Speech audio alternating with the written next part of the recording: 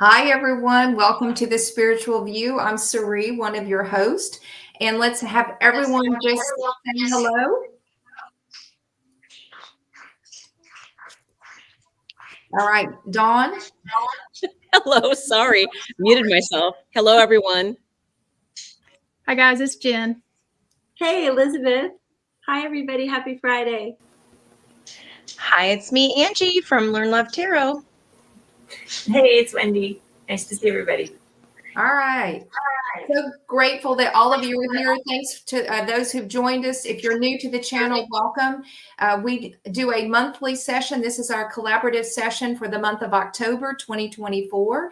And we are delighted because we have such a great amount of information, which we're actually really interested in. And so we're learning as we go, and we want to share all this wonderful information and insights with you. Just before we get started, some housekeeping items. If you're new to the channel, please like, subscribe, and share. That helps all of us in this community grow. And if you are a returned part of the Soul Tribe, thank you for coming back and spending time with us as we talk about the history of tarot this evening. And so we're going to be talking about the origins of tarot, and we're going to be talking about some of the historical perspectives throughout history, as well as the astrological perspective on tarot, modern day usage of tarot, and some wisdom that we are going to share with you in some of our learnings collectively as readers. And we are a collective of 7 souls who've come together. And we have one missing tonight, Marcia. We miss you very much. She could not be with us, but she has recorded her portion. So she will be here on video later in the session. So we are delighted that you're here. And one of the things that we do on the monthly videos is that we announce that we will do a free reading. And so you have to subscribe and you have to comment in the comment section. Now, we did get some feedback in the last several ones that we've done that it's hard to do that actually while we're live. So you would actually have to go back into the replay of the Spiritual View for today and put your comments in, and that will enter you into the free drawing. And we will announce that on our Friday live next Friday, October the 25th. So if you can bear with us and hold your comments in terms of entering those in for the drawing on the replay.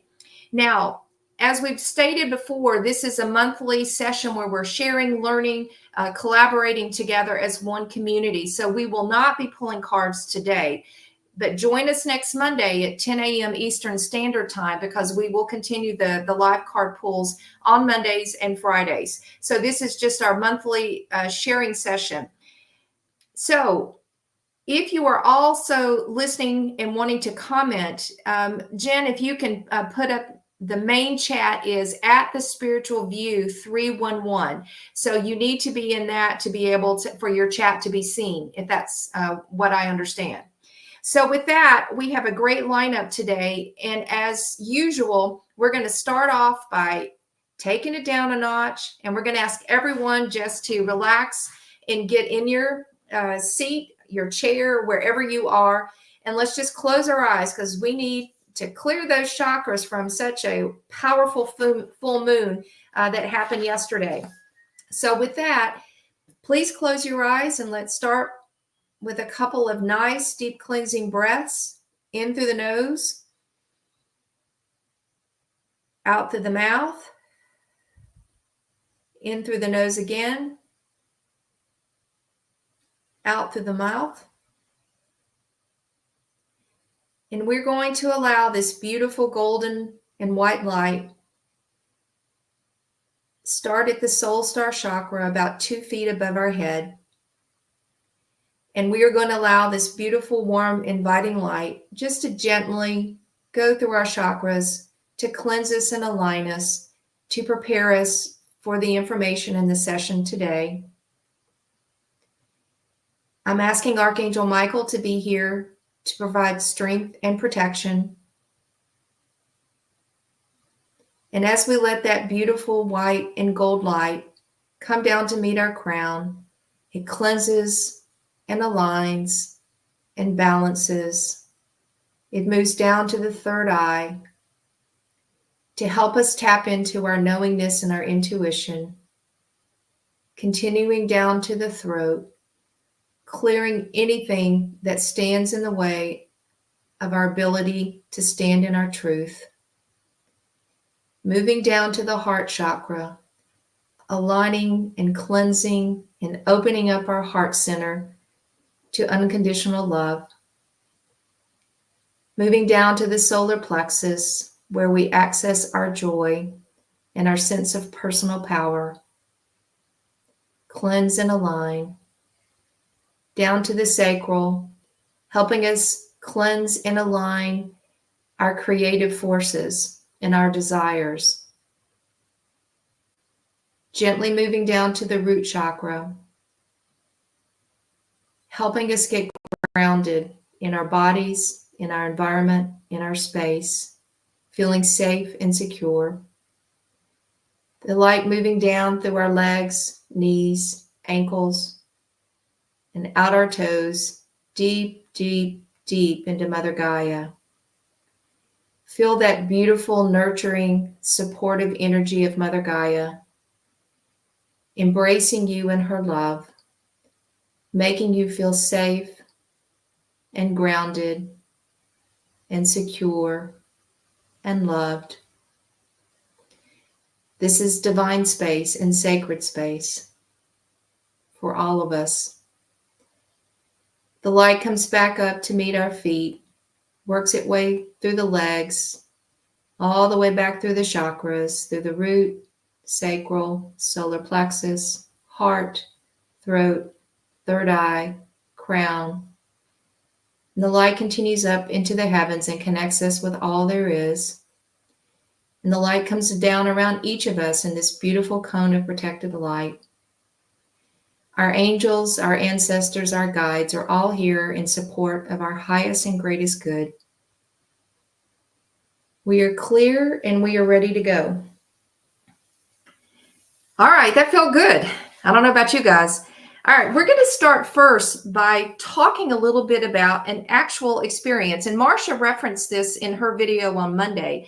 And she asked you to guess because this was around one of our readers who's with us today having a direct connection to the Akashic Records. And I'm going to back up for a moment and just give you just a quick overview.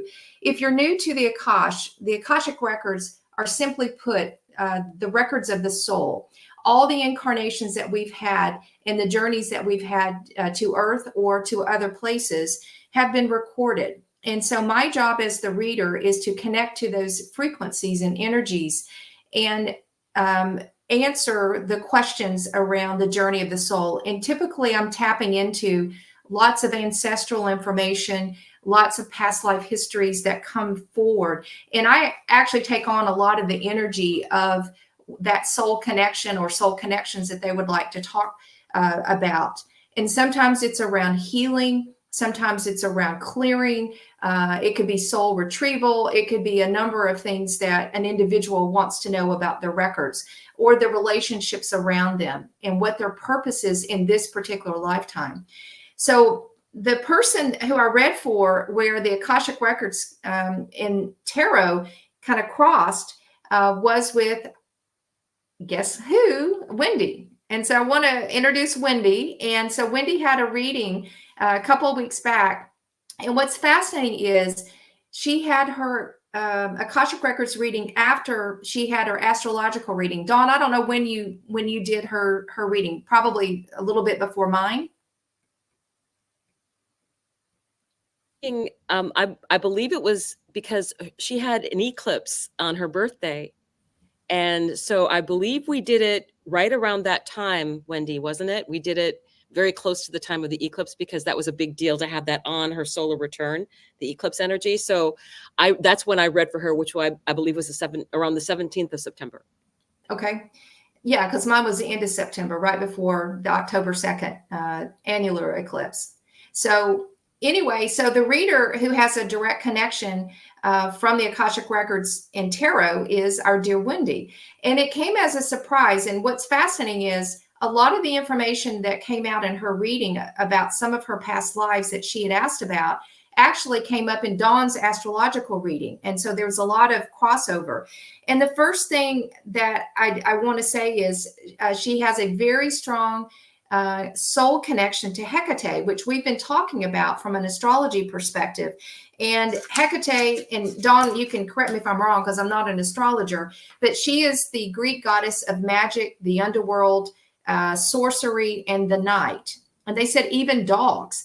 And so Wendy has a very special connection with the ancestry of Hecate, and that has taken many different forms for her. But the other lifetime that came up was, and this was something I did not ask, and they showed me a lifetime where she was a young maiden and she was in the area of Italy. And I did not know that her ancestry is actually Italian.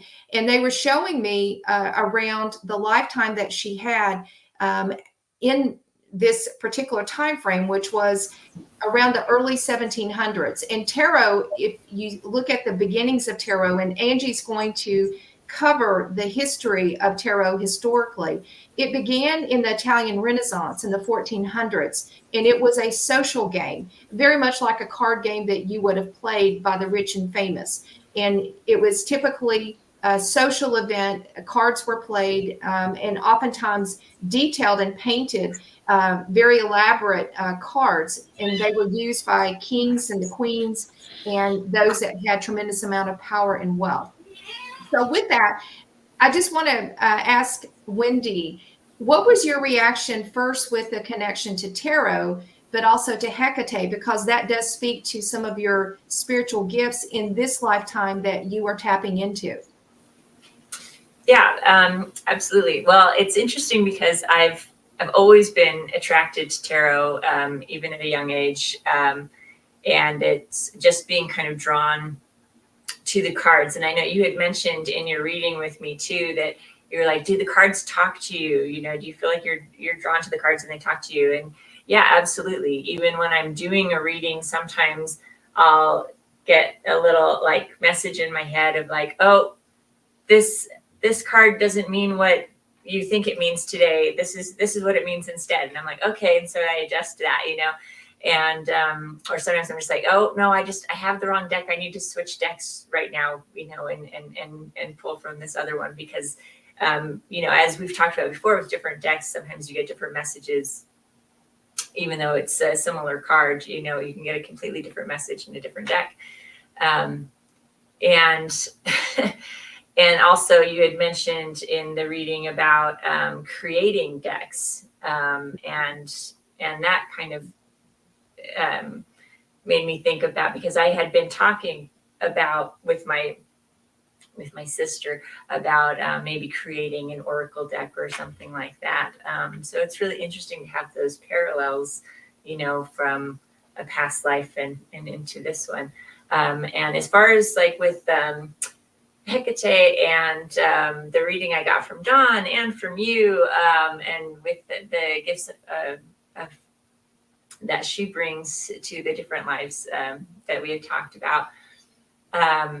Yeah, again, a very strong connection from early on in my childhood with, you know, people who have passed or were passing and being able to communicate in that way with spirit, you know, and with spirits who are past or recently passed. And I know for myself, I had kind of closed myself off from that gift for a long time because I had some bad experiences when I was young with it that just scared me. I mean, frankly, I got scared. I didn't know how to deal with it. I didn't know what to do with that. And so I kind of closed myself off from it for a long time. But I've been really kind of allowing myself to tap into those gifts a little bit more and trying to learn a little bit more about it and to kind of get over that fear to really be able to open up to that. It's not something that I'm ready to, you know, offer to do for anyone yet because I feel like I need to get more comfortable with that. But it was really, really interesting to hear that that's something that's just been kind of following me and my soul throughout time, and I think you'd also mentioned like with healing too, because I've also been attracted to Reiki. And I remember also in the reading, you just telling me like so many of these things that I had, all of these ancestral gifts that I have and that I've carried into this life. It's like they're memories, and I'm just remembering what I already knew. And that is very much how it feels whenever I open up to gifts in this lifetime. It feels like, oh yeah, it's almost like a muscle memory or something. It's like, oh, this is how I'm supposed to do it. Oh yeah, this is what this feels like, and it feels just like this really innate knowledge. So it's been completely fascinating to see the parallels also with Dawn's reading and with yours, Suri, for me, and with that you guys didn't communicate at all in between the readings, and to have so many parallels, it is just really fascinating, and it's really made me think about how I want to move forward with those gifts and what I want to do with all of it. And I think we all sometimes get that feeling of like imposter syndrome when we're doing this, like, do I really have the gift? And I really help? Am I really helping anybody by doing this? So in a small way, that also helped me feel like, no, this is what I'm supposed to be doing. It's what I've always been doing, throughout time. It's I've always had this connection. So it just really kind of cemented that. It makes it feel really right. Like, yeah, I'm doing the right thing here, so that was really nice. Oh, that's great. Well, I'm going to read you the paragraph, and this is just the paragraph on tarot. And so when I hear the messages, I actually type at my computer, and I can type 7-8 pages, single space, and they just talk and talk and talk, and they'll give me a lot of information. But this one was after the lifetime of Hecate, and they kept saying, you are gifted to see beyond the veil. You're gifted to see beyond the veil. And so to tap into that, because as you're correct, it is memory recall. It is not having to learn anything that's new. And for those of you listening, if you feel drawn to some sort of healing, some sort of spiritual gift or knowing, trust it, because it's just coming back to you as recall. It's not something that you have to relearn. But here's the paragraph. You were a woman in the times where tarot changed from the Italian social card game that it was more societal engagement than mystical. As tarot changed to be associated with more of the occult or sorcery or intuition. And you were one of those who took this Italian social game to a different level of meaning and influence in the world around you. This was after the Italian Renaissance, of course, more at the advent of the 1700s in Italy, where you were a young maiden who helped transition the nature and use of tarot itself. This is why you resonate so much with the energy of the cards as they speak to you. They have always spoken to you, though in this present lifetime, you have shied away from your heritage in the sense of that power and intuition that you have to be supercharged with the readings that you do. If you allow yourself and your natural foresight and intuition and ability to access across the veil, this will begin to be your normal reading style, and you will be known for this. You've demonstrated this in other lifetimes, starting with the transition of the card game yourself. You also, back in the day, designed cards, and you had an artistic flair, and you could depict the individual energy of the tarot cards in quite illustrative ways. This is also an area that you can tap into, the creation of new cards and interpretations. So it just confirms, Wendy, what you've been feeling and experiencing in your current lifetime, which is pretty cool. Yeah, very, very cool. Yeah. And again, I had no idea that you were from Italy and your ancestral heritage. But again, the connections with Dawn's reading and my reading, and the connection to tarot, and actually having a resident tarot expert in the house is really pretty cool, coming from many past lifetimes. So we wanted just to share that experience of how past lifetimes can connect with our spiritual and ancestral gifts. And this is just an example using tarot and looking across the veil with Hecate, how this has come to life in your lifetime. Yes, it's beautiful. It's beautiful. And I think this is a really good time for us to kind of segue into Angie's segment, and she's going to give us some information on the origins of tarot. Thank you, guys. That is so fascinating. I've also had a reading of the Akashic by Suri, and it's just fascinating. Highly recommended. Like, put it on your bucket list because it's definitely quite the experience, unlike any other. So definitely highly recommend it. Okay, so I have Jen's going to put up some slides for us. And I tried not to make it too schoolish. I don't want it to be. It's just a bunch of information here. So if you'll bear with me, I'm not feeling the greatest today, but I will definitely share with you what I have learned here on our slides. Next slide. So I just kind of did a brief how, what, when, where, why, like detective lens. And the earliest documented origin was 1430s Italy. And before that, I had only been aware of the earliest, which was from the Lenormand deck. And that's all I had read about up to that point, other than just the original Rider-Waite deck. So how this happened was, it was an original, as Sri mentioned, it was just a party game. It was a card game. And they used traditional playing cards with the aces, diamonds, clubs, and whatnot. And then they ended up adding a fifth suit, and it was called the Trifani. And that translates to English as triumphs or trumps. Okay, so if you've ever played euchre, then you know what trump is. So so that's the fifth suit. The illustrations originally weren't numbered, which I thought was a really cool little tidbit. So I mean, we all have them memorized. I think they're burned into our brain, but they weren't numbered originally. So you really had to go in depth and learn which came where, because they are in the story of the typical hero's journey. They were also, like, as she mentioned, very intricately designed. And they are all representations of that journey, and they use extensive metaphorical concepts to be depicted within each of the cards. So, for example, like the Six of Wands, the traditional Rider-Waite deck is the triumph procession of a victory after a long battle, just for a small example. Now, why would they want to do this? It was originally this medieval game of triumphs, but like I said, it was used for a game called Taroki, and I could not find a pronouncement of that anywhere in my research. So we'll have to go with that, because I am not Italian. But it's similar to bridge, which I found also very interesting.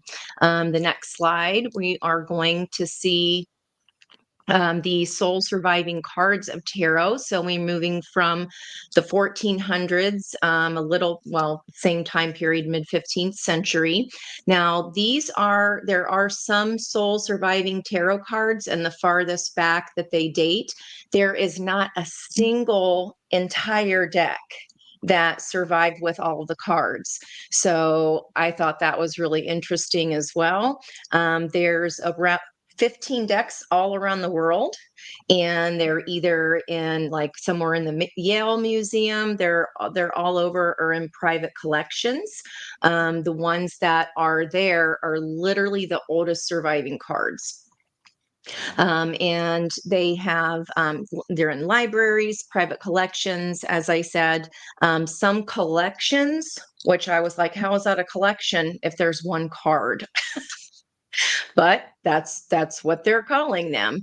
And on the next slide, actually, because I wanted to show just a little bit of a detail about this collection. So the Visconti Wendy, help me out here if you know these correct pronunciations. I feel like I'm just going to butcher it.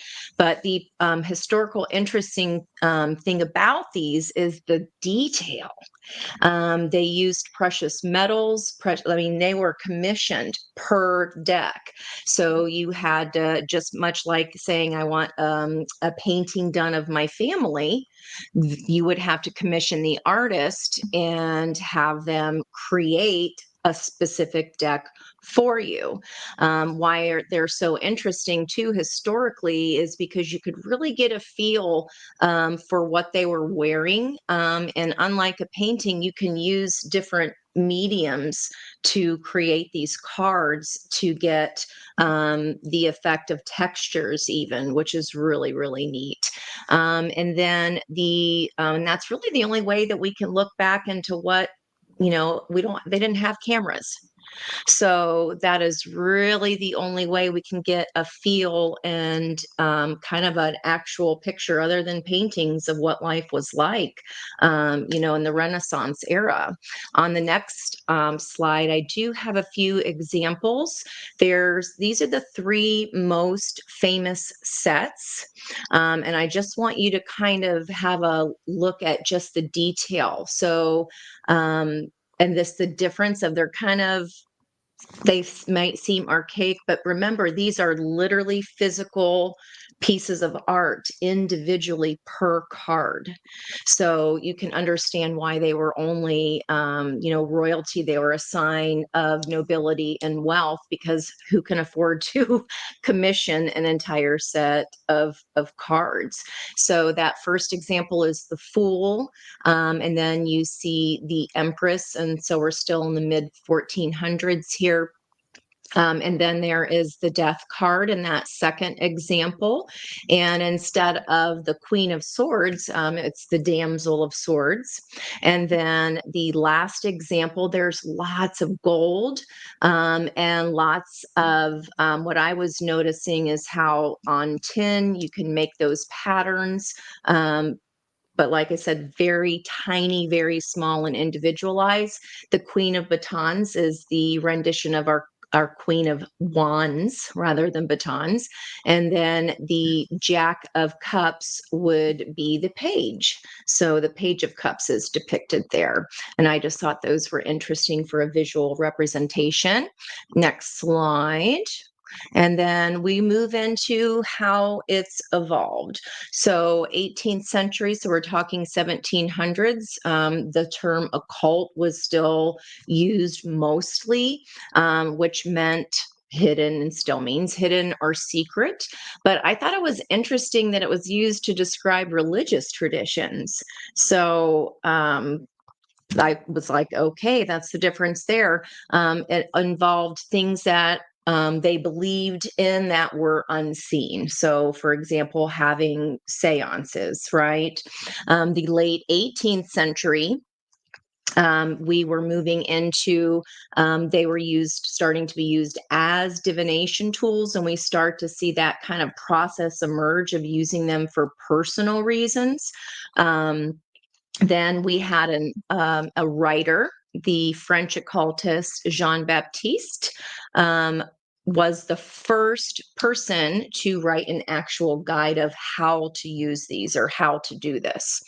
Moving into the 1800s or the 19th century, is the first time we hear the term esoteric kind of replacing the term occult. Okay, and that was originating from Western Europe, and it's to categorize, right? And the traditions that were often marginalized in academic research. Just because they're not there doesn't mean that it wasn't true, right? But it was brushed aside. So I thought it was really cool that just even by changing the term, that could have people express a more genuine interest or an actual interest.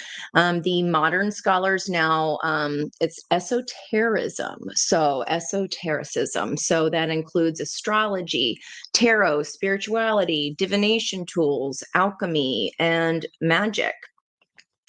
And it's an actual tool. So on the next slide, we'll show here in our 21st century, they're still categorized that same way, but we now see them as an actual tool for spiritual and personal growth. There's so many decks. There's thousands of decks now available, and they are using different mediums as well.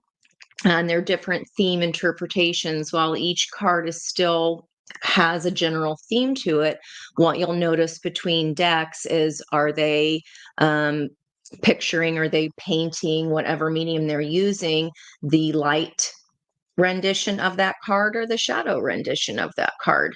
So that's my favorite part of having as many decks as I do, because that way when you're using a certain deck, it's going to have the light or shadow side of each one shown a little bit differently. So just, even if you do not, I don't, probably everybody here, I'm sure at least has one tarot deck, maybe not.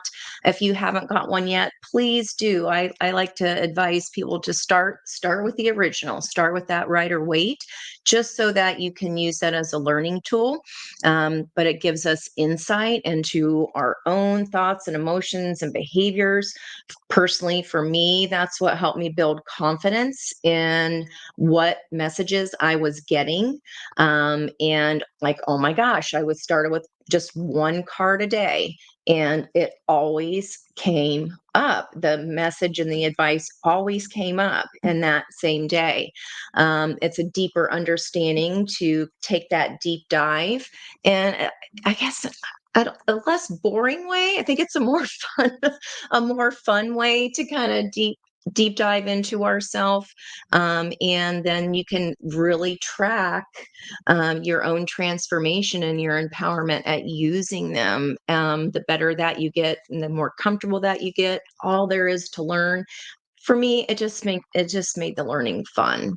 So, and I believe that is my last slide. And we'll save the Kipper and Lenormand stuff for later, because I started going into that too, but I didn't want to go over my time there. All right, so next up is actually Marcia, and she has recorded a video for us. So let me get that up for us.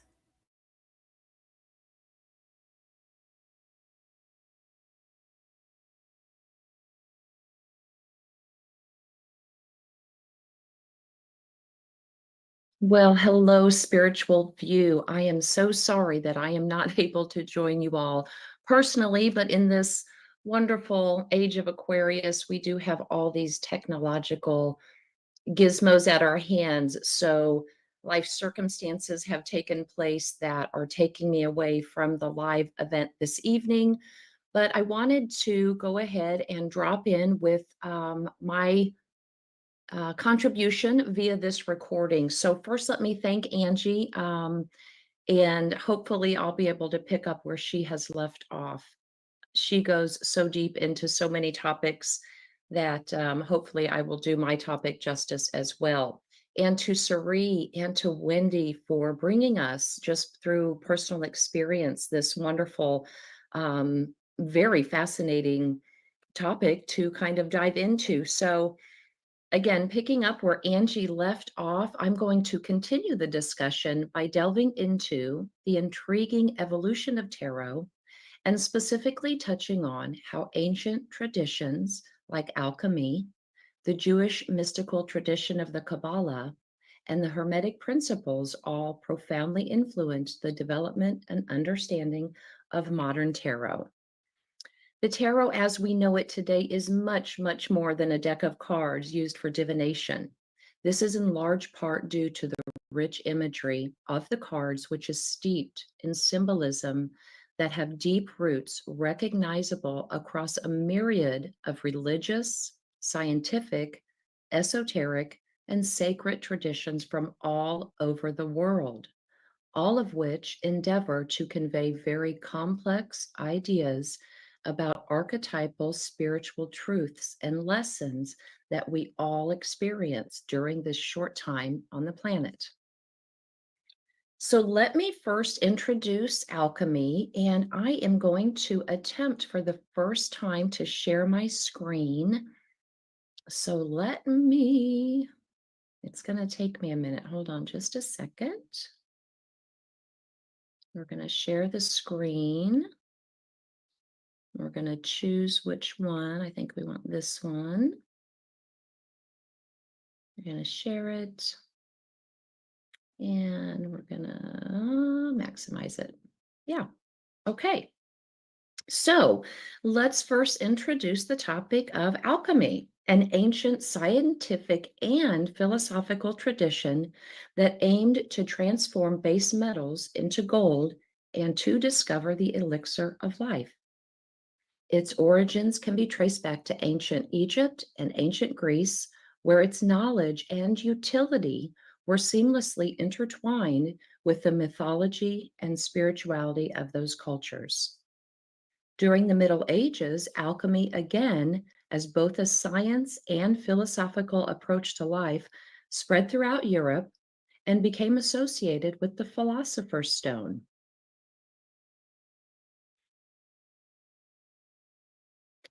The Philosopher's Stone is a legendary substance that could turn any metal into gold, in addition to granting immortality.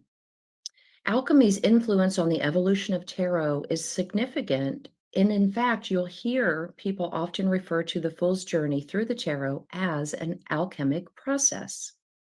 Additionally, the symbolic imagery of the classic elements of air, fire, earth, and water are interwoven with the progression of the alchemical process and its 7 stages, each stage having a corresponding representation with 3 different major arcana cards. For the uninitiated, I do think it's important to clarify that the Fool is unnumbered in the tarot because it is not considered a trump card. In fact, it is a wild card of sorts. And in alchemy, the Fool represents the soul who takes on the challenge and begins the alchemic journey, and thus the Fool's Journey as it's represented through the major arcana. Okay, similarly, let's see if I can get to the next slide. Lovely.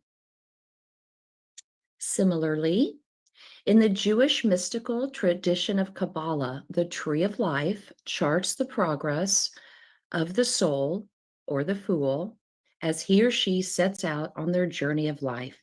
From the moment of the fool's emanation from the source or creator, the fool sets forth on a personal quest to not just have self-discovery, but self-definition. To do so, the fool ascends 10 sephira, or spheres, which are essentially states of conscious awareness. And the fool does so, through various 22 connecting pathways from one sphere to the next. The numeric significance of each sphere corresponds to a particular number in the minor arcana, through which the numerical qualities and individual are expressed within that suit and element. Likewise, 22 pathways correspond to the major arcana, and by the 18th and 19th century, scholars began to draw connections between the 22 pathways and the 22 major arcana cards.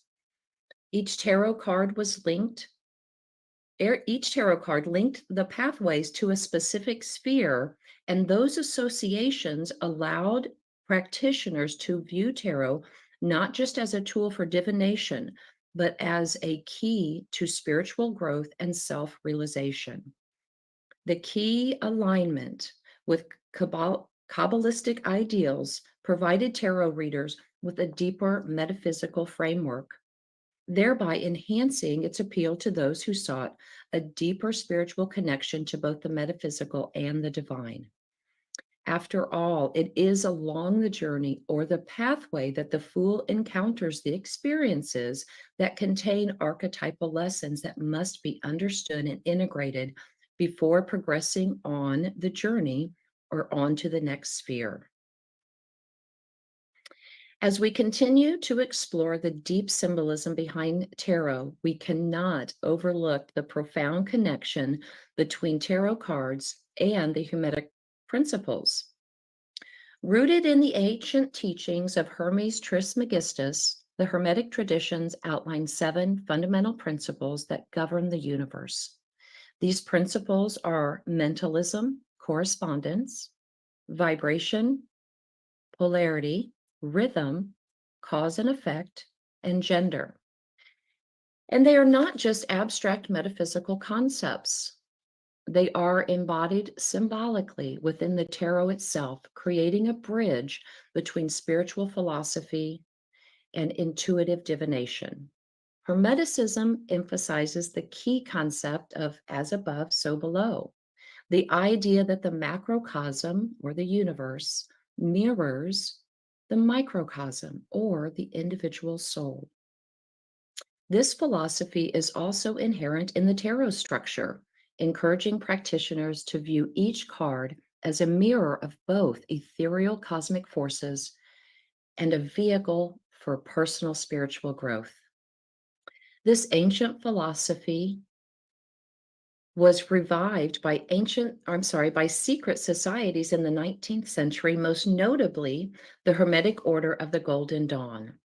The Golden Dawn in particular played a pivotal role in standardizing modern tarot through a creation of their very own deck. Their interpretations of tarot were heavily influenced by Hermetic principles, blending astrology, alchemy, the Kabbalah into the meanings of each card.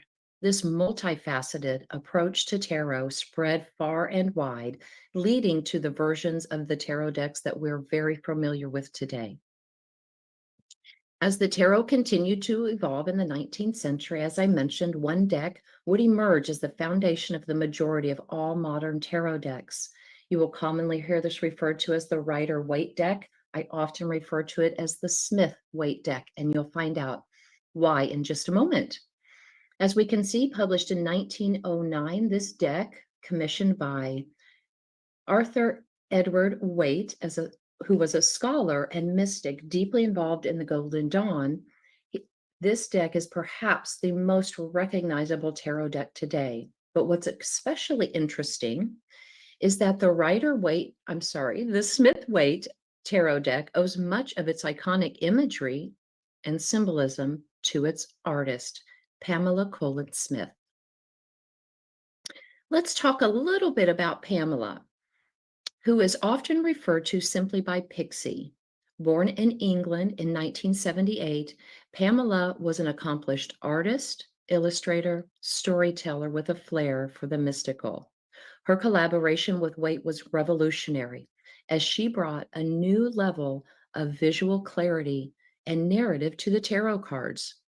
Prior to the Smith-Waite deck, many tarot decks only depicted elaborate images for the 22 major arcana cards, like the Fool, Magician, and the High Priestess.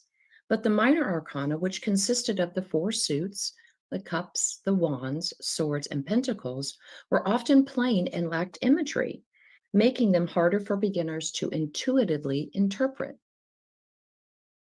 Pamela Colin Smith changed all of that. Under Waite's guidance, she illustrated all 78 cards, bringing to life vivid scenes that reflected the cards' meanings. Take, for example, the 2 of Swords.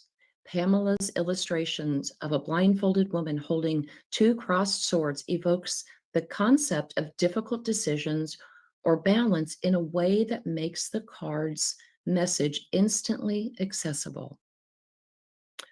Her use of rich symbolism, body language, and emotion allowed even the more mundane cards to tell a story, which set the Smith-Waite deck apart from anything that had come before.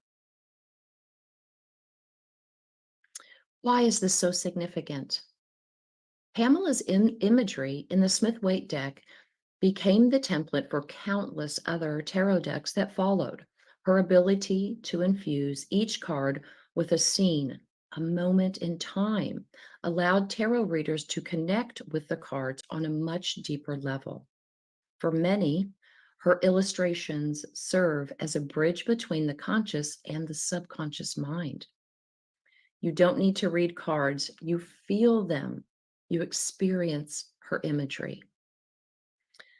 And while Waite often receives credit for the deck, it's important to recognize that Pamela Colin Smith's was the creative vision.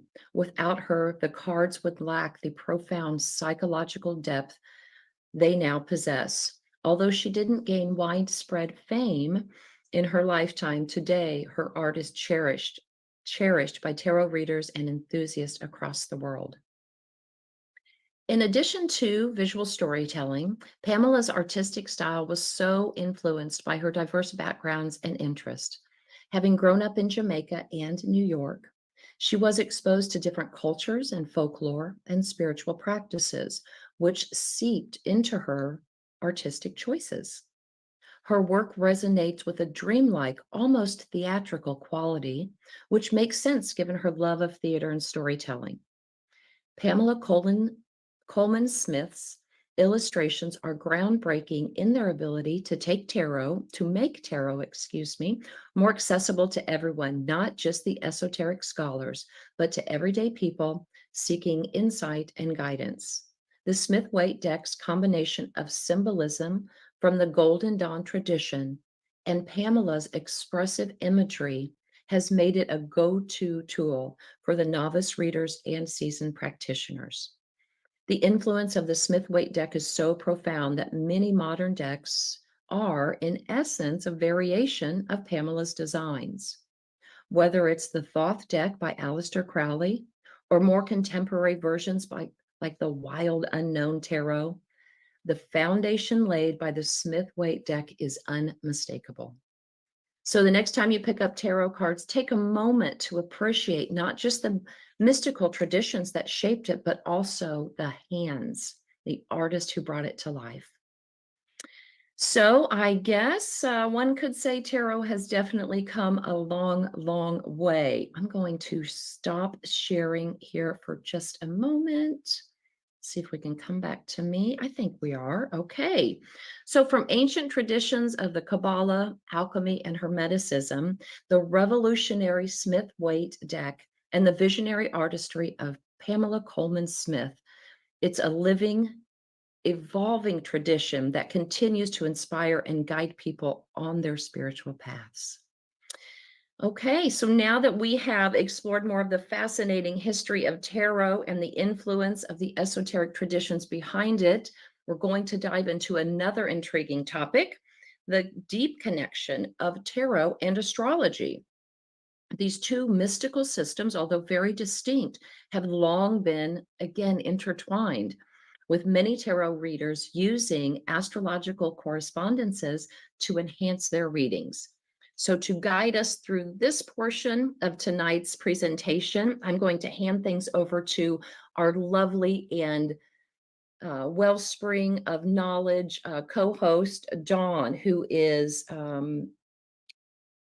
blends astrology and tarot seamlessly in her work. So Dawn, it's over to you. Please take it away. Hello. There we go. Yes, one of the things that you'll find when I will say that when I went out to an astrology conference, there was a specific person there that talked about the history of astrology. I mean, not the history of astrology, but the history of tarot, and talked about these older cards and things that were out there. So even when you're talking about astrology, there are many, many astrologers who actually use tarot cards. And in astrology, the 8th house would be considered the house of tarot, because it's that taboo subject, and it's the hidden societies that were involved in utilizing this. And there's very much that sense of now of it being a taboo subject, even on YouTube occasionally. So what I'm going to talk about is the major arcana. And I will say that with the major arcana, we do have an opportunity to use intuitively these cards. We have a great deal of the history, and I know the Rider-Waite-Smith deck You can get so in depth into what the knowledge is on each one of those. They even get into the knowledge of the kind of clothing that they're wearing, right? And the direction that the people are facing. But I want to instill in people, especially now, that all of these readers here use their intuition when they pick up a deck of cards. And different times that we'll feel different things, or different things will catch our eye. So I wanted to kind of touch on each one of the cards and the sign, if they're associated with a sign, and the planet that they would be associated with. So we're going to start with number 0, the Fool card.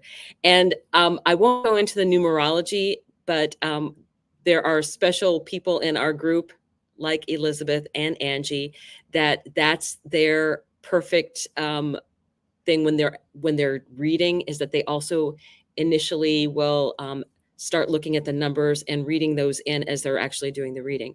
So we start with a Fool card. I did look at different meanings from different places, and this is Uranus. This is setting forth. This is freedom. This is the new. The Fool card is also considered the 22nd card, because once you've finished and gone all the way through the Fool's journey, you go back to the Fool card. You're restarting it all over again.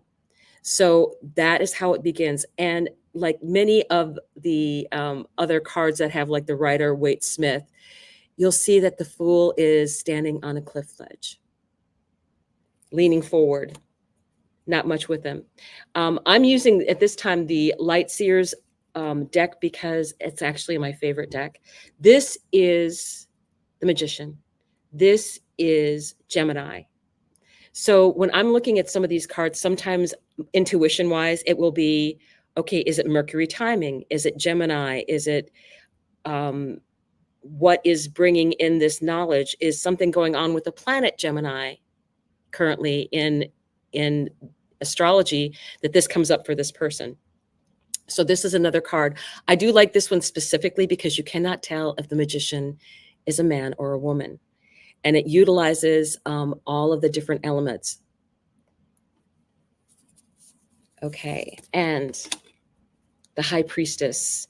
And I love this about this deck because she looks like her eyes are both open and closed. The High Priestess. She is Cancer. She is the moon. She is about secrets and intuition and higher level connection.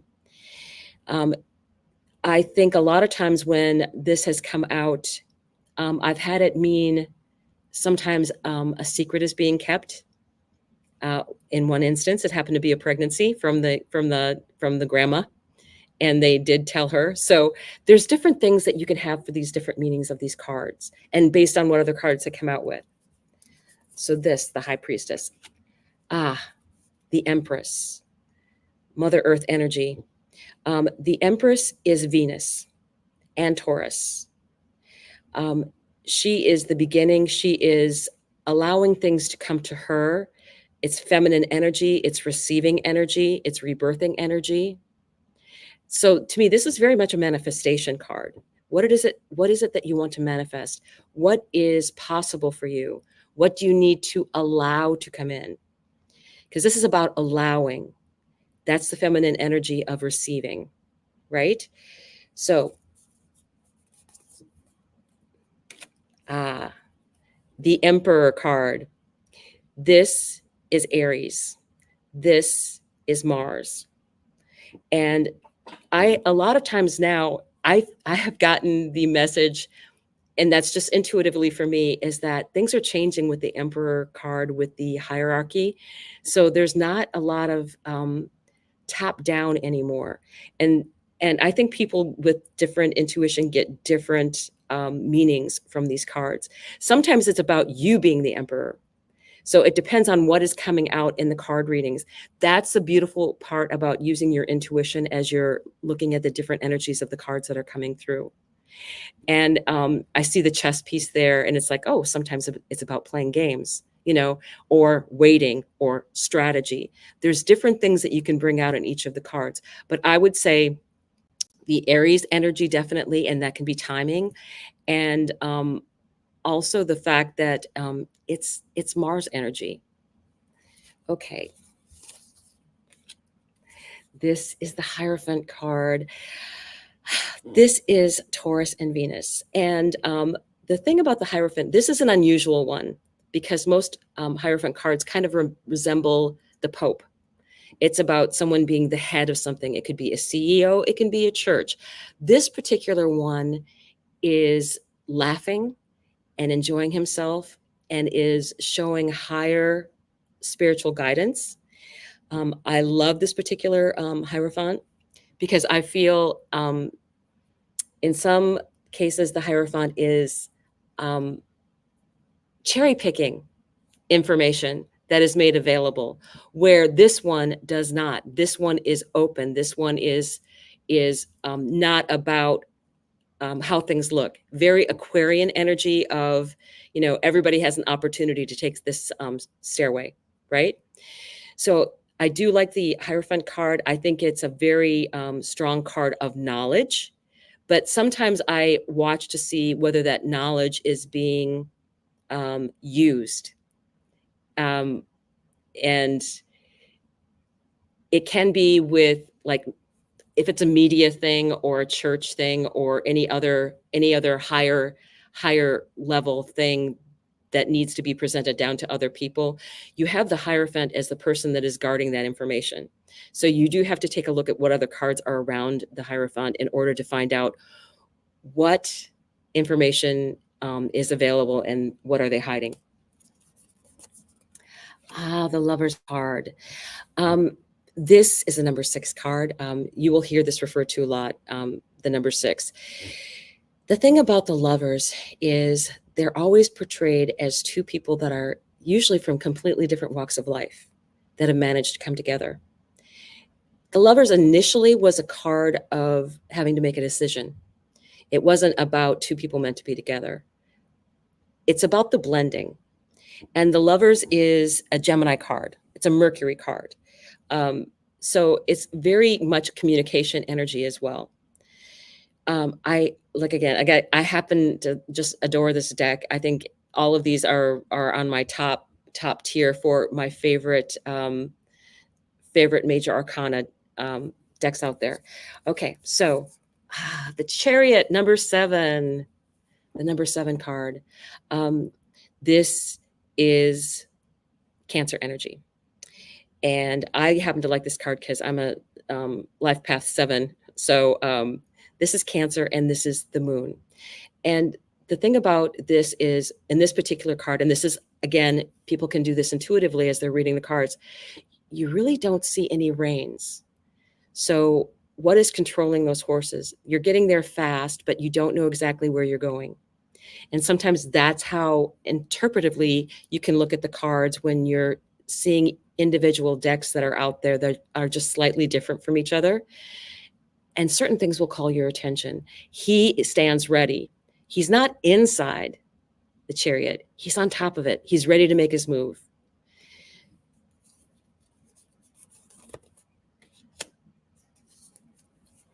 The Strength card. This is the Sun. This is Leo. This to me is Lionsgate energy. And I love the beautiful way in which the card blends the woman into the lion with the lamb, with her heart chakra necklace that's on. So again, a lot of times I had this past summer, there were so many things that were leading to the portal, the 8/8 portal, that this came up a lot in readings, that was an important time and that things were going to be beginning at that time to open up for people. And then shortly thereafter, we started having the eclipse energy. So definitely the timing was right for that. But sometimes Leo is the energy of strength and being able to continue on. So depending upon what someone may be going through, to me, it's always about this person has what it takes to get them through. And again, I love, it's usually portrayed as a woman. I've seen women with lions. So depending upon who is illustrating the deck, there's different ways that this can be illustrated, but I think this is a unique and different way. And she also has that infinity symbol on her arm, very much tied into the infinity symbol. So the Hermit, Virgo energy, and Mercury energy. So with the Hermit, this is someone who has knowledge, who has accumulated knowledge, who many times is seen off by themselves. And this person is in contemplation.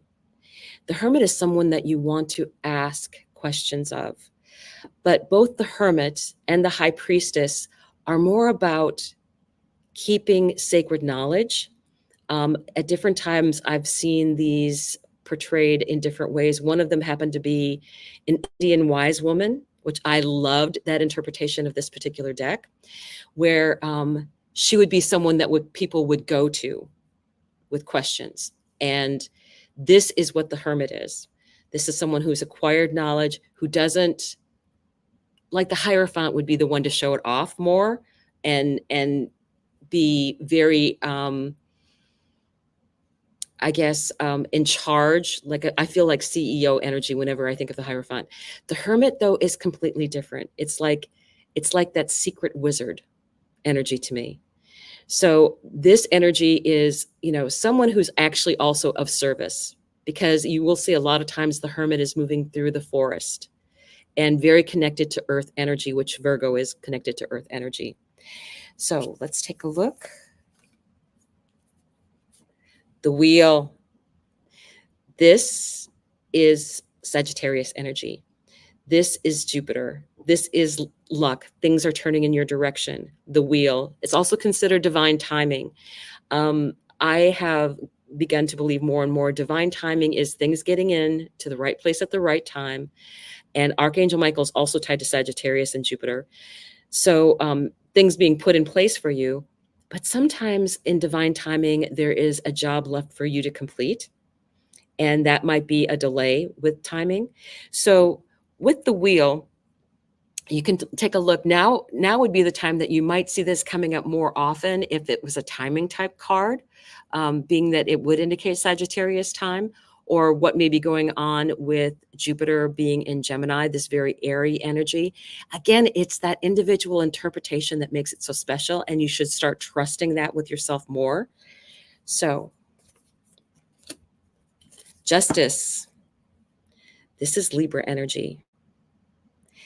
And I know Libra is also connected with Venus, but Libra is, to me, also about the balance of things. So the timing, the balance, fairness, it actually can be associated, depending upon what other cards come out with it, to court cases, things of that nature.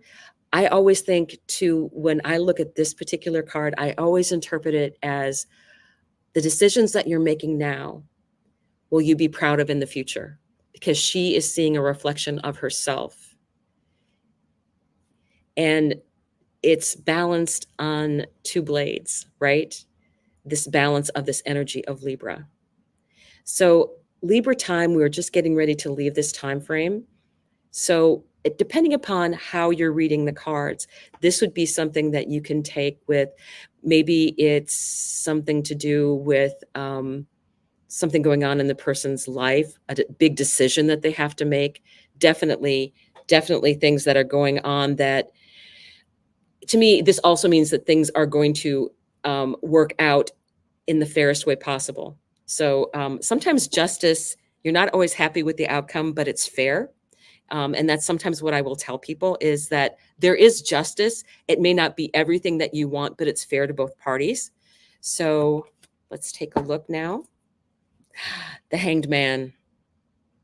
This is my favorite Hanged Man ever, because this Hanged Man has stopped, and this is taking a beat to look at things from a different direction, a different viewpoint. And in this particular case, it's someone who has found a way to be comfortable being uncomfortable, going out there, but managing to perfectly balance things.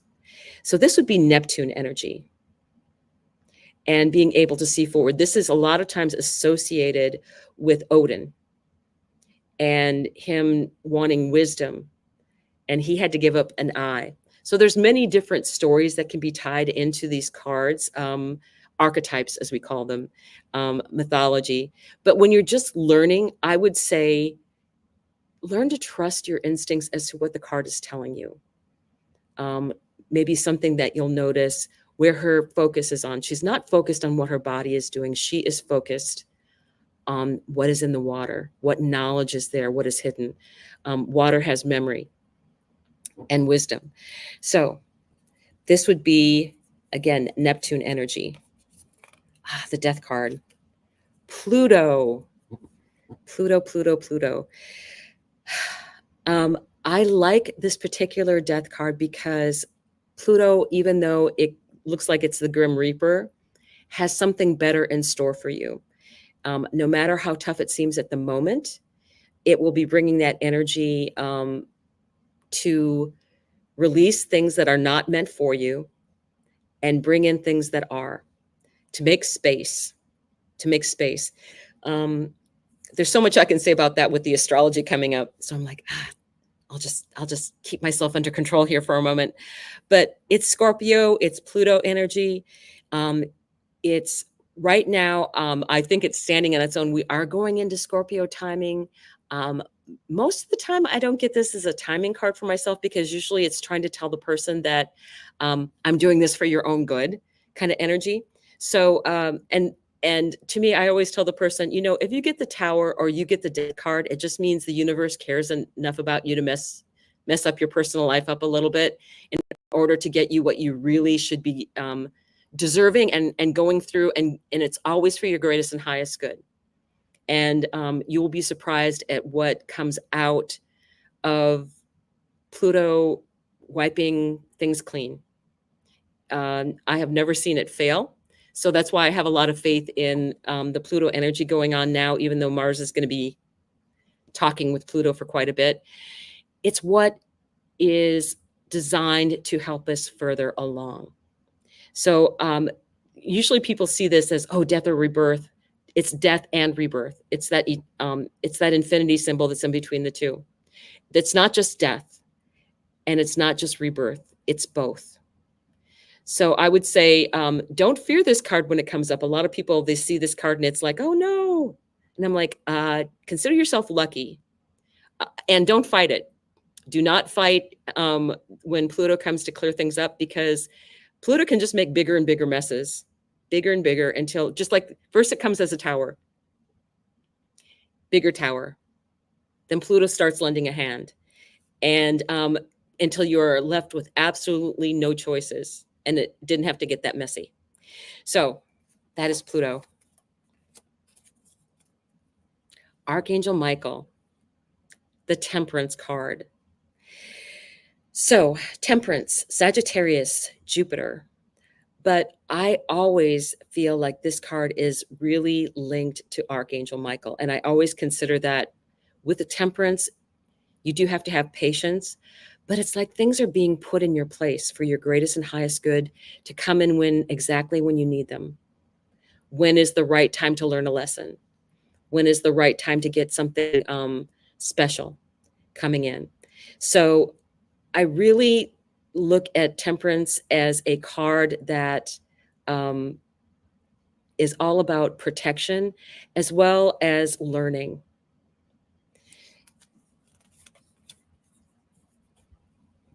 And this is the Devil card. Yep, Capricorn, Saturn. And there are things when I look at the card, and you will see different things that show up in the card. Boy, this is an attractive package, right? But most things that tempt us are. It's about someone else holding the strings. This is definitely energy of control, right? And I usually find that I have an equal mix of this for myself when I'm reading cards, whether someone is having issues of control, whether depending upon the reading and where the card is placed, whether it's a work issue or whether it's a control issue with someone else that's controlling or trying to control them, or who they've given their power over to. Many times the Devil card is a situation where the person has given over their power to someone else. And then it's about that person having to take their power back. That's very much what this card is about. So Capricorn being very much about power, and Saturn also that lesson, that having to do the hard work, right? Tower energy. Now this is considered Mars, but I a lot of times think of it as Uranus, just because it's sudden, it's unexpected, it's got that electric energy, it's out of the blue, it's transformational, it's right now, it's now. Mars would be definitely in that mix, but I feel in Mars's case, there's a lot more of things being more Pluto-esque, where it's torn down a little bit more. With Uranus, I feel like sudden, sudden, sudden. And sometimes I will think, this isn't a bad card. What's coming isn't based on what other cards come out. It's like, this is unexpected, but it doesn't have the feeling of bad energy to it. It's just something that you weren't expecting.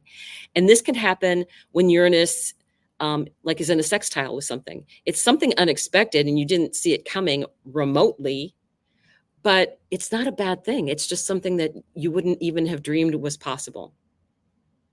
And it's quick. And you didn't have any idea remotely. So this is also a card of transformation. You can see the butterflies on here. Uranus is a card of freedom as well, is a planet of freedom. So star energy. I love this because this is wish granted. I love this card. The star energy is Uranus energy. It's Aquarius energy. It's what we're moving into. So when you see this card, what are you looking at? There's different depictions of this card. And to me, this is Urania, who is the muse of astrology and astronomy. There's different tales that go with all of these different cards. But I usually symbolize this as being Aquarius energy and something that is going to work out for your greatest and highest good. If I see that, my perfect thing is seeing the death card come out and also seeing the star card come out, because I feel like whatever is taking place is going to be turning it into a wish come true for this person. That's what it's moving them towards. So, this one. This is the moon card. Pisces, right? I also have a tendency to think of this with the other water elements myself when I see this card. And I sometimes think about Cancer as well, because it's the moon and the moon ruling the moon ruling Cancer. I love that there's always the symbology of the two dogs or the two wolves on the card. This is deep emotion. Sometimes you can read it as being overwhelmed. I go with my intuition as to what this can mean, because sometimes I've had it feel like it's overwhelming going on with that person that I'm reading, that there's emotions that are overwhelming for them. Or sometimes it's the intuition part of it. It's the great intuition that you can have, that the moon gives us. And I'm just going to put out a plug for the second asteroid that's circling the moon. I do not consider it bad. I consider it like a helper out there right now. So this is the moon energy. Sun, Leo, the most favored card in the deck. Leo energy, it's that highest connection. It's having everything work out perfectly. This is a card of perfect energy and higher connection. So I really, anytime this comes up, it's just like, oh, everything's gonna be fine. The sun card came up. There was like a lot of heavy energy, and then the sun card comes out. Like, okay, but it's gonna be fine. Just like when Archangel Michael shows up in a lot of things, it's like, but he's got, you've got the guides, you got the people that are helping you through all of this. And when I see the sun card, that says the same thing to me. Again, it could be a timing card. But to me, there's so much energy of positivity coming that anytime that I usually see this show up, it's just like, okay, you just got a magnificent opportunity, is how I look at it. So Judgment card. Judgment. Pluto energy. Judgment card is a lot of times about making a decision. I associate it with Hecate because she's also the goddess of having to make a decision and going towards what your dreams are. Usually judgment is a crossroad, so it's more than one path considered. But I would say also it's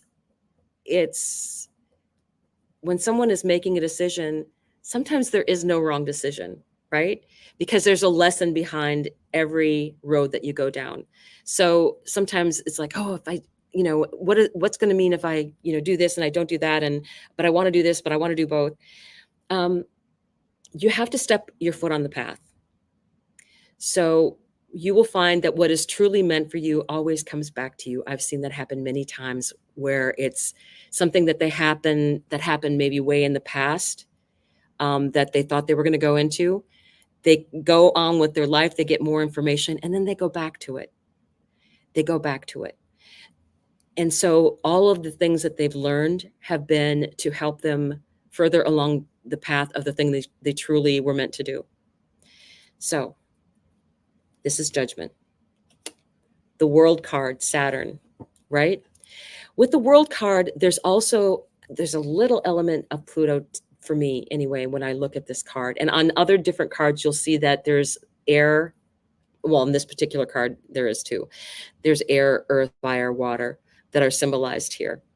But it's about finishing up something and then stepping in to start the fool's journey all over again. So this is a Saturn card. And I think things are moving in your direction, but there's something new that's going to be starting. And to me, it's a beneficial thing whenever I see the world card, because you do have to finish something up, definitely. But there's a greater gift for you coming forward because of it. So I will finish up with that. I hope that was a bit helpful for you. There's so many things with the cards that I think the most important thing is to trust your intuition, because that will never, with the history and everything that is with each of these cards, and that's all important. I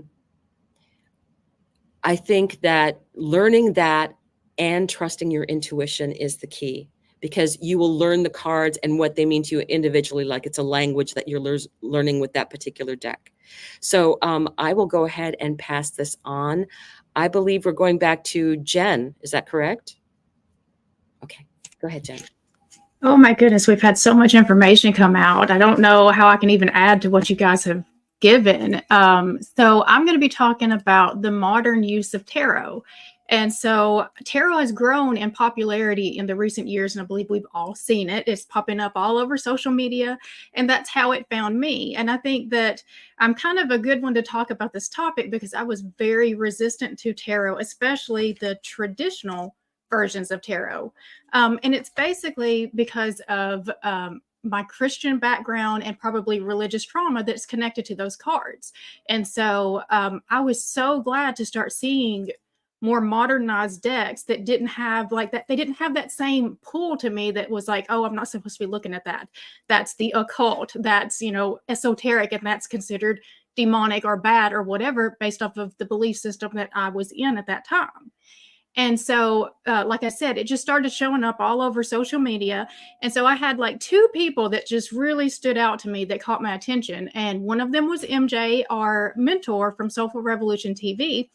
And she was just talking about things like angels, archangels, Mother Mary, Jesus. And I'm just like, how are you bringing that into this? We're not supposed to be mixing those two. And so it got me more curious. And then there was another girl on TikTok that every time before she did a reading, she called in all of these archangels. And I'm, again, like, you're not supposed to be doing that. We're not supposed to be mixing the two. And so that caused me to have to really look at this in a very different way. And I wanted to try to understand, well, like, how are they making these connections? And so that is how I learned that we can use the cards for more than just predicting the future, which is what, the Bible was saying that you're not supposed to do. You can use it to do shadow work and for personal growth and to ascend on your spiritual path. And let's see. Okay, I'm losing my words now. So for the shadow work, if you don't know what shadow work is, and I do remember the first time I heard that word, it was in the book Not Nice. And because I am a recovering people pleaser and I have not recovered, I am still there. So I'm still working on that. But he was talking about your shadow side, and I had no idea what that was. And it's just those aspects of ourselves that we don't tend to like to look at. We like to pretend like they're not there, but they are there, and they're causing blocks to us bringing in our manifestations. And so you can use these cards to kind of look at yourself internally just by the questions that you're asking and start healing those things from the past. And it also helps you determine the blocks that you're having so that you can start making better choices. And so one of the ways that I explain tarot to people who do not understand is that I see every reading as like a timeline. And so I'm just looking at what is your current timeline that you're on. And so if you stay on this timeline, this is where it's going to take you to. And if you don't like where that's headed, now you have the insight to be making different decisions, at this point that can move you around it. Now, sometimes we do have things that are fated and destined, but you will know that, and you'll be able to ask the questions and understand, well, what's the lesson I'm supposed to learn from this? Why is this thing a part of my life? And so it is just a more empowering way to use the cards. And so, like I say, that I do manifestation tarot. I don't actually like to do predictive tarot, though I can do it. I prefer to empower you because I don't want anyone depending on me to tell them what their future is going to be. I want you to determine what you want for your future. Let's figure out how to get you there. And so I did want to share just some of the cards that I have connected to. And the first tarot deck that I had was the Light Seers Tarot. As I love that Dawn just went through all of that. Just I connect so much to all of those cards. This one right here was actually the card that made me buy the deck. I just love that card so much. Other ones that I have, I've got this Wild Reflections Tarot. I love this just because it's different stories. I get to see different pictures. It gives me different meanings for the same cards that I'm looking at all the time. I've got the Mermaid Tarot. I love using this one for love readings. I'm not sure why. It just connects with that energy for me. I've got Animal Guides. And so the animals are all going to give you different meanings for these same cards. A fun one that I have that I don't use a whole lot. It's the Alice in Wonderland deck. And so like you kind of get a more playful energy out of this. If I'm doing like child stuff, I'm looking like inner child stuff, this deck is what I'm going to be using for that. And then you've seen some of this. This one has really changed for me because this just brings it all back to where I started. It's the Biblical Tarot. I didn't even know we could bring these two things together, but now that I found it, I'm just so excited, and it's just brought it more to life for me than it's ever brought before. And so I would love to ask, what is your favorite decks? What decks are you connected to? Because, I mean, there are so many different options out there now, and you don't have to just stick to one if you don't connect with it. You've got all of these others that you can work with. All right. So if you'll just put your answers in the chat, I'd love to know what things that y'all are connecting with. And I'm going to go ahead and move us on to Elizabeth. Thank you, Jen. That's adorable. And I love all your decks so much. So many of you here are using tarot and oracle and you're resonating, and I love it. But for anybody who still finds religion or blocks or fear, I want to just have you look at tarot cards, oracle cards, all of the modalities as languages that we learn. That's kind of how I came into this world and have had amazing experiences that brought me here, but I always had this knowing. And what I needed was a way to express that information, whether it's our higher consciousness, God, everything that you're tapping into. These help me get the words, the languages out, the messages out. And I too come from a very diverse religious background, and oh my gosh, so much kept me from opening up to this. And one good friend of mine who did just send me a deck that it's called the Divine Feminine Entrepreneur. I'm sorry, you're not going to be able to see the pictures as good as they are, but she's very religious and she was so afraid to do this. But I think a cool piece of advice is to open up. It's much like prayer. You do not have to be in four walls anywhere to be in touch with yourself, with your higher consciousness, with your angels, your guides, and God. Not knocking anyone's religion, but it's growing your spirituality, knowing you can be out in nature, using these cards and connecting. So I just want to share that with you guys, and to not fear them. This is not witchy woo-woo stuff, and don't let people throw that at you. It's really not fair.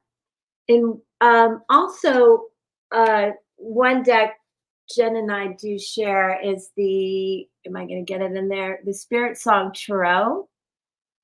This was gifted to me, which is a little bit of a tradition. And I wanted to show you guys, there's 5 ways I'd like to highlight that you could do this yourself, and strengthen your personal growth, your intuition, your connections.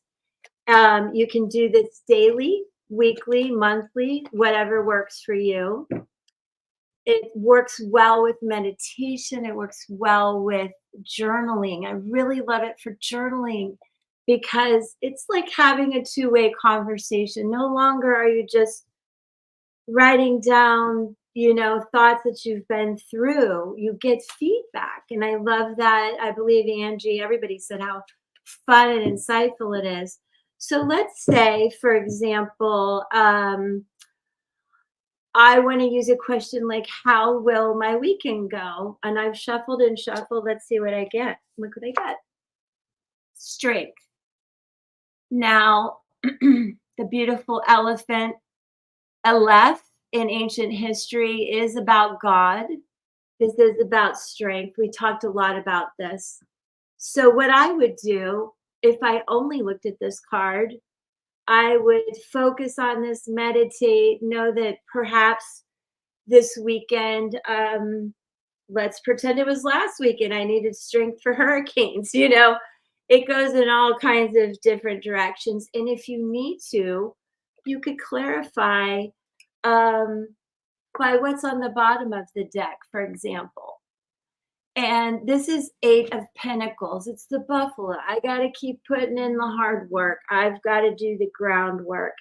And even if you all don't understand the meanings of these cards or what you're seeing, you will so visually become in tune with them. Light Seers Tarot is wonderful for that. And as you look closer and closer in many of these decks, you will see not only the numerology, but the sacred symbology and the sacred geometry. And so it really, is that Monique that's ABA Accardo? But she wants, like, if you know the cards, how do you get your intuition in there? You tap into that knowing and listen to what your own guidance and God perhaps is sending to you. Now, let's say you want to know something about work, right? This deck is so amazing. So look, maybe I'm having a hard time with work. This is an oracle deck, by the way.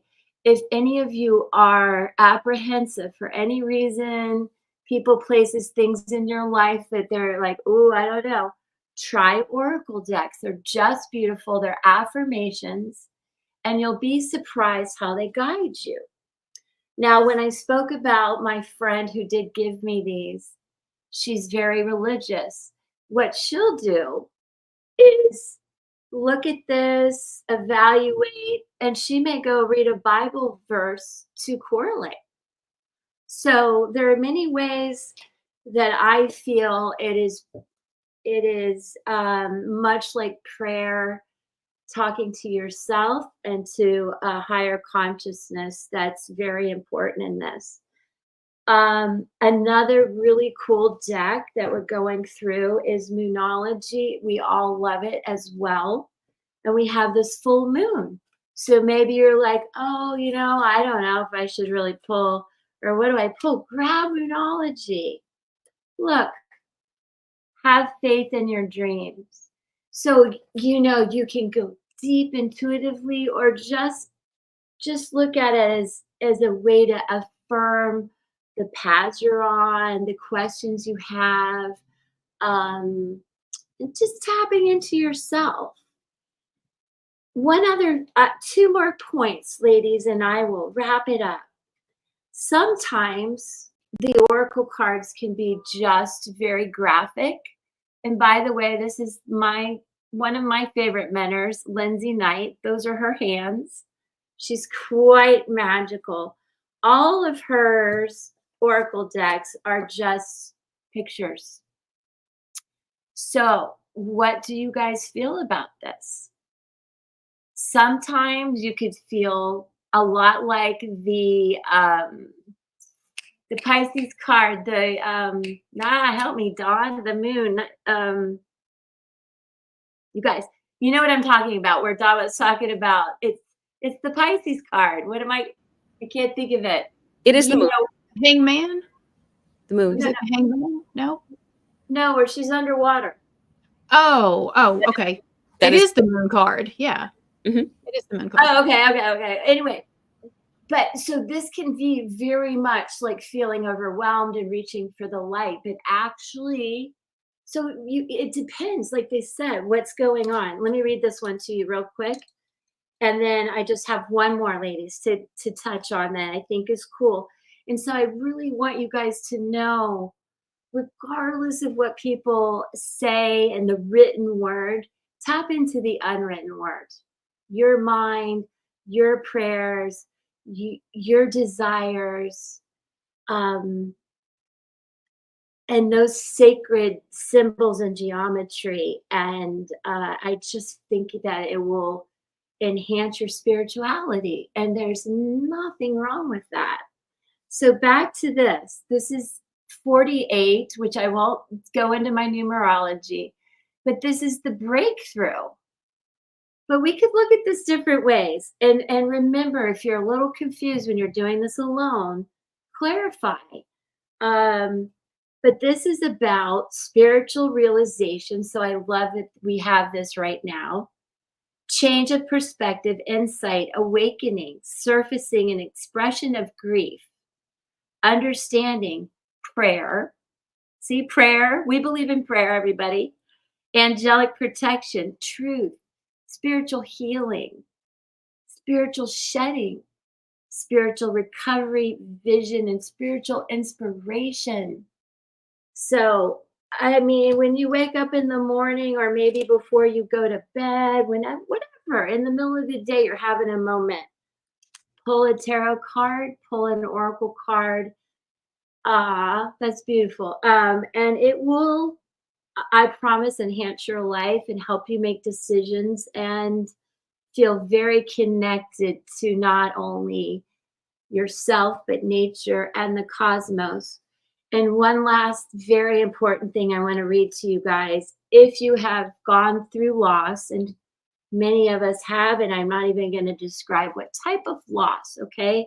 It can come in so many ways. People, places, animals, relationships. This deck is also by Lindsay. These are divine oracle messages that she created these when she lost her dog. And really, there's 55 cards here. So if you've gone through something like this is something you can do to help calm your heart. You shuffle, you think of the person who you would like to receive a message from. The intention of the cards is to create a beautiful bridge of communication. And honestly, I think that describes a lot of what we do here. So let me just pull one real quick. To tap into our ancestors, our loved ones who have passed, and even our pets. it says, look for messages from me and I will leave them for you in the clouds. So I just want you guys to feel inspired and uplifted by using tools like this, because it's really a lot of fun. It's enlightening, and it will help you make some tough decisions sometimes, and not to be scared. Just like Jen said, this is not in my field of vision in conflict with religions, and I have a lot of multiple religions in my family. So thank you guys. I hope it helped. Oh, can I tell you one more thing? 5 questions if you guys get stuck about what you should ask. What energy or theme should I focus on today? It might help influence your mood. What should I be aware of or cautious about today? Ways to navigate your day. What strengths can I draw on today? And this can be whether you're talking about love, work, or just the day ahead. What lessons or insights can I learn today? It invites introspection, teaching you to encourage growth and understanding. And how can I nurture my well-being today? Focusing on self-care and well-being through all of this really ensures that you are attentive to all of your physical, emotional, and mental health, and this will promote some balance and harmony in your life. And again, I think I should just stop because I'll go too long, but I do hope that that gives you a few ideas on, pull one card, clarify. As you grow, you can learn spreads that are simple to help you do this. And don't forget to write down your dreams. Lastly, especially the words you hear, because those are the first things you're going to forget. And I will leave it at that. I hope that helps. All right. So we are coming up on time. In fact, I think we've gone over a little bit, but I'm inspired. And I know these ladies were all inspired because if you're like me, I've learned as much as anyone watching. And I'm just excited that we have been able to come together as a community and share this information. And it was something that we all had equal passion to learn about, but also to share with you and to get some of your ideas. So thank you for sharing your favorite tarot decks. Again, Dawn, thank you for the astrology overview and the major arcana. To Angie with the history and the start of tarot. Wendy, your stories from the Akashic Records that from your ancestry give you the confidence of the recall. And I think that's actually a message for the collective. For those of you who need validation of a gift, you don't need the validation. It's just remembering it and bringing it to life. And Elizabeth, thank you for sharing your stories about how you use tarot and some practical suggestions. And also to Jen for your perspective on how it changed you and how tarot has become a really unique spiritual tool that you've used for yourself as well as for others. So with that, we are going to close because we've probably overwhelmed your brain with a lot of things, but we hope you'll go back and look at the replay and put in the comments so we can add you in for the reading, which we'll announce next Friday on the live on the 25th. Again, sorry, I have a wild dog, a puppy that's below me right now playing. But again, we are so grateful for you. Thank you for your support, your love. Again, we are one community growing and sharing together, and we're all on this journey together. So again, and also thanks to Marsha. I didn't call Marsha out for her wonderful video. And again, please like, subscribe, and share. We just love you guys and have a wonderful, blessed weekend. We have daily content on Saturday and Sunday, and we'll be back live Monday at 10 a.m. and we will be pulling cards once again. Have a great weekend. And again, we are so blessed to have you in our lives. Thanks so much.